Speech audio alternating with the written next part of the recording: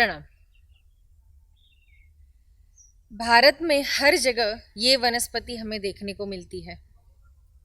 बाग बगीचों में, मैदानों में, घरों के आसपास सुशोभित ऐसी ये वृक्ष जिसका नाम है गुलमोहर। गुलमोहर का नाम सुनते ही हमारे सबसे पहले दिमाग में आता है कि लाल और नारंगी रंग के फूल जो पूरे वृक्ष पे लदे हुए हमें देखने को मिलते हैं, जो प्रकृति को और भी सुंदर बनाते हैं। तो गुलमोहर ये वृक्ष आजकल पार्किंग में, दो सड़कों के बीच डिवाइडरों पे काफ़ी जगह ये गुलमोहर के वृक्ष लगाए जाते हैं। वैसे तो ये गुलमोहर को गुजराती में भी गुलमोहर ही कहते हैं, सोना मोहर कहते हैं, जो कि एक गुलमोहर की दो प्रजातियां हैं, जिसके एक प्रजाति में इस वृक्ष को लगते हैं लाल और नारंगी रंग के फूल और दूसरा है पीले रंग के फूल, जिसे सोना मोहर के नाम से जाना जाता है। तो ऐसी ये दोनों प्रजातियां, ज़्यादातर लोग यही सोचते हैं कि ये सुशोभित यानी सुशोभन के काम आने वाली ये वृक्ष है, लेकिन सिर्फ दिखने में सुंदर है इसका मतलब ये नहीं कि ये हमारे कुछ काम की नहीं है। तो आयुर्वेद में भी ये हमें बहुत ही मददगार है। ये वृक्ष अगर आप देखेंगे तो काफ़ी ऊंचाइयों तक जाने वाला वृक्ष है। इसकी पत्तियां अगर आप देखेंगे तो इसकी पत्तियां इमली की पत्तियों की तरह ही होती है, बहुत दिखने में नाजुक होती है और पंखों की तरह दिखती है। ये वृक्ष की ऊंचाई 40 से 50 मीटर तक जाती है। इसकी आयु भी अगर आप देखेंगे, अगर इसकी हम अच्छे से देखभाल करते हैं तो ये वृक्ष की आयु 60 से 70 वर्ष तक भी जाती है। बाकी वृक्षों के कंपैरिजन में अगर देखेंगे तो ये वृक्ष की लकड़ियाँ बहुत मजबूत नहीं होती, लेकिन इसके फूल इतने सुंदर होते हैं जिसे देखते ही हमारे मन को प्रसन्नता मिलती है। काफ़ी शानदार ऐसा दिखने वाला ये गुलमोहर का वृक्ष होता है। इसके फूल ज़्यादातर अप्रैल माह से शुरू होके जून तक रहते हैं, ज़्यादा से ज़्यादा जुलाई तक देखने को मिलते हैं। रास्तों के किनारे ये जो वृक्ष हमें सबसे ज़्यादा छाया भी देते हैं, क्योंकि इसकी टहनियाँ, इसकी फलियाँ काफ़ी दूर दूर तक जाती हैं, तो ये छायादार वृक्ष भी माना गया है। इसे कृष्ण चूड़ा के नाम से भी जाना जाता है, क्योंकि ये कृष्ण के मुकुट पे इसके सुंदर से फूल भी सजाए जाते हैं। तो ये गुलमोहर, ये जो वृक्ष है, इसका हम आयुर्वेद में इस्तेमाल कैसे कर सकते हैं? तो इसके फूल, इसकी पत्तियाँ, इसके बीज, ये सारे चीज़ों का हम हमारे औषधि रूप में इस्तेमाल कर सकते हैं। तो आपने सुना होगा कि आजकल काफ़ी लोगों को बाल झड़ने की बहुत ही बीमारियां शुरू हो चुकी है। इसे बीमारी ही कह सकते हैं, क्योंकि अगर हमारे सिर पर बाल नहीं होंगे तो वो हमें अच्छा भी नहीं लगता। तो बाल झड़ना, गंजापन आना, ये सारी जो चीज़ें हैं, ये जो तकलीफ़ें हैं, वो हमारे वृद्धावस्था से पहले ही आने लगी हैं। आजकल काफ़ी यंग लोगों को बाल सफ़ेद पड़ जाते हैं या फिर कुछ बाल झड़ने लगते हैं, फिर नए बाल आते नहीं, ऐसी काफ़ी समस्याओं का सामना करना पड़ता है। तो ऐसे में ये गुलमोहर का वृक्ष आपके लिए एक रामबाण उपाय है। अगर आपके आसपास कहीं ये वृक्ष है तो इसकी पत्तियाँ लेके आइए, इसकी पत्तियों को सुखा के इसका पाउडर बनाइए और फिर वो पाउडर को पानी में उबालने के बाद जो उसका रस बनेगा, जो उसका काढ़ा बनेगा, उसे अपने स्कल के ऊपर लगाइए, यानी अपने माथे पे अगर वो पानी आप लगाते हैं उसके हिसाब से थोड़ा उसे मसाज करते हैं और कुछ देर के लिए उसे छोड़ दीजिए। उसके बाद अच्छे से आप अपने बाल धो लीजिए। ऐसे पूरे महीने में 3-4 बार करने से आपकी धीरे धीरे ये समस्याएं कम हो जाएंगी। आजकल हम काफ़ी शैम्पूज़ और कुछ ऐसे प्रोडक्ट इस्तेमाल करते हैं जिसकी वजह से तकलीफ़ें कम होने की बजाय कुछ ज़्यादा बढ़ जाती है। तो ऐसे में हमारी प्रकृति ने हमें इतने सुंदर वृक्ष दिए हैं, सिर्फ हमें उनके बारे में पता नहीं होता है, इसीलिए हम वो वृक्ष इस्तेमाल नहीं कर पाते।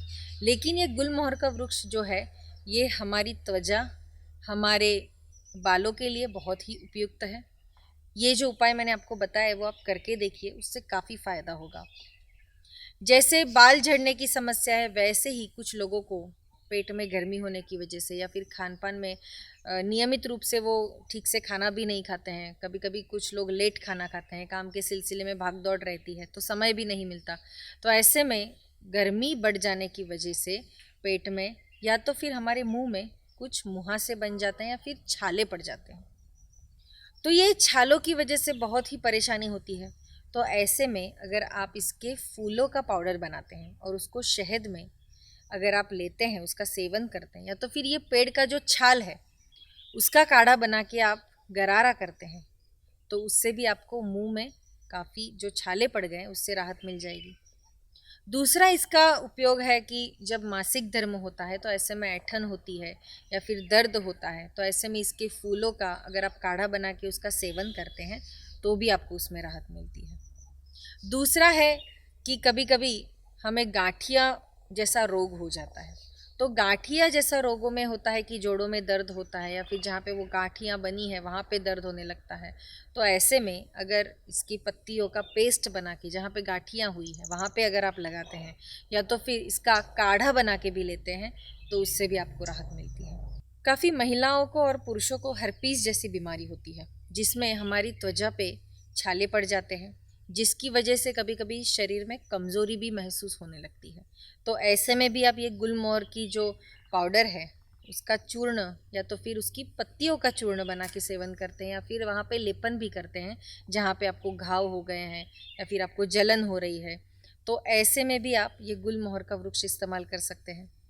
तो जैसे गुलमोहर के फ़ायदे हैं वैसे गुलमोहर का जो वृक्ष है वो कौन सी व्यक्ति इस्तेमाल नहीं कर सकता।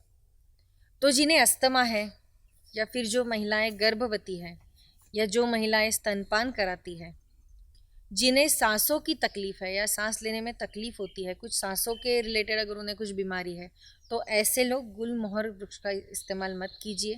कोई भी वृक्ष का इस्तेमाल करने से पहले मैं हमेशा कहती हूँ कि अच्छे चिकित्सक की सलाह ज़रूर लीजिए।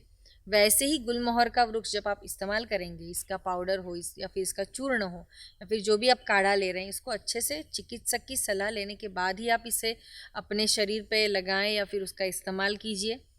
तो ऐसा ये गुलमोहर का वृक्ष जो भारत में हर जगह देखने को मिलता है, सिर्फ भारत में ही नहीं, तो ये पाकिस्तान में भी देखने को मिलता है, श्रीलंका में भी देखने को मिलता है, बर्मा में देखने को मिलता है। तो ऐसा पूरी दुनिया में जितने भी वृक्ष हैं जो बहुत खूबसूरत दिखते हैं उसमें से ये एक गुलमोहर का वृक्ष है जिसके फूल इतने सुंदर दिखते हैं जो सबको मनमोहित कर देते हैं। तो सिर्फ मनुष्य जाति को ही नहीं, तो मधुमक्खियाँ और भी कुछ कीटक रहते हैं जो मध को एकत्रित करते हैं, शहद को एकत्रित करते, तो ऐसे सारे भक्षकों के लिए ये वृक्ष बहुत ही उपयुक्त है। हम हमारे बचपन में ये जो गुलमोहर है उसके फूलों का सेवन करते थे। हमारी जो दादी माँ होती थी वो हमें कहती थी कि इसके फूल खाया करो ताकि तुम्हारा पाचन तंत्र ठीक रहेगा, तुम्हें त्वचा की कोई बीमारी नहीं होगी। तो मैंने तो अपने बचपन में गुलमोहर के फूल बहुत खाए हैं और मुझे उससे कुछ तकलीफ़ तो नहीं हुई। तो अगर आप भी ये करना चाहते हैं तो एक बार करके देखिए, उसकी पंखुड़ियाँ खा के देखिए फूलों की, फिर आप मुझे बताइए कि आपको कैसा अच्छा लग रहा है, क्या महसूस हो रहा है। तो ऐसे ही गुलमोहर का वृक्ष आप आपके घर में भी, यानी जो बागीचा है वहाँ पे भी लगा सकते हैं, मैदानों में लगा सकते हैं। अपने जो बच्चे हैं उन्हें उसके लिए अभ्यास करने के लिए बोलिए, उसको उनके फूल दिखाइए, उनके बीज दिखाइए, वृक्ष दिखता कैसा है, वो सारी जानकारियाँ आप अपने बच्चों को दीजिए ताकि वो भी जान सके कि ये वृक्ष हम इस्तेमाल कैसे कर सकते हैं। तो ऐसे ही ये गुलमोहर का सुंदर सा वृक्ष अगर आपके पास नहीं है, कहीं देखने को नहीं मिल रहा है, तो यहाँ पे आइए, हमारे आश्रम में हमने लगाए हुए हैं गुलमोहर के वृक्ष, बहुत ही सुंदर दिखते हैं। और फूल देखना चाहते हैं तो गर्मी का मौसम सबसे बेहतर रहता है। तो आज हम यहीं रुकते हैं, अगले एपिसोड में मिलने वाले हैं ऐसे ही एक वृक्ष के साथ। उसके औषधि गुण क्या होने वाले हैं, हम उसका इस्तेमाल कैसे कर सकते हैं, ये सारी जानकारी मैं आपको देने वाली हूँ। तब तक हमारे इस चैनल को सब्सक्राइब कीजिए, वीडियो को लाइक और ज़्यादा से ज़्यादा शेयर कीजिए और अच्छे अच्छे कमेंट्स तो आप करते ही हैं, करते रहिएगा। धन्यवाद।